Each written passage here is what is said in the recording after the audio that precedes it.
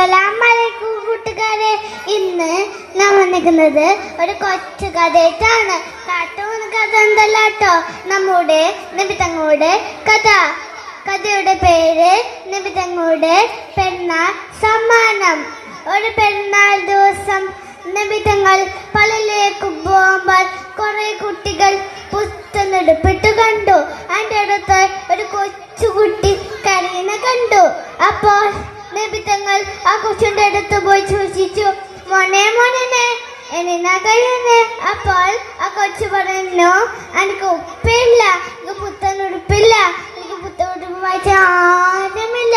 അത് കേട്ട് ആ കൊച്ചിനെ നബിതങ്ങൾ വീട്ടിലേക്ക് കൊണ്ടുപോയി. വീട്ടിലെത്തി ആയിഷ ബീബിയോട് പറഞ്ഞു, ഇതാ നിങ്ങളുടെ പെരുന്നാൾ സമ്മാനം. ഈ കുട്ടീനെ കുളിപ്പിച്ച് പുത്തനുടുപ്പിട്ട് ഹത്തോട് പൂശി അതിലൂടെ പള്ളിയിലോട്ട് വീണാൻ.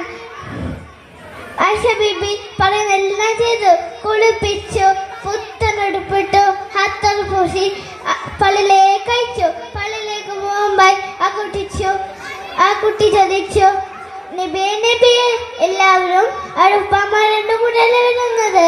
അപ്പോൾ എന്റെ ഉപ്പ അവിടെ ചോദിച്ചാലോ ഞാൻ എന്ത് പറയും? അപ്പോൾ നബി തങ്ങൾ പറഞ്ഞു, ഞാൻ അവിടെ ഉണ്ടായിരിക്കും, എന്നെ കാണിച്ച് പറയാം, ഞാനാണ് എന്റെ ഉപ്പ. അത് കേട്ട് ആ കൊച്ചുക്ക് വളരെ സന്തോഷമായി. എല്ലാവർക്കും എന്റെ കഥ ഇഷ്ടപ്പെട്ടോ? അനാഥ കുട്ടികളെ മുന്നിൽ വെച്ച് സ്വന്തം കുട്ടികളെ ലാളിക്കരുത്.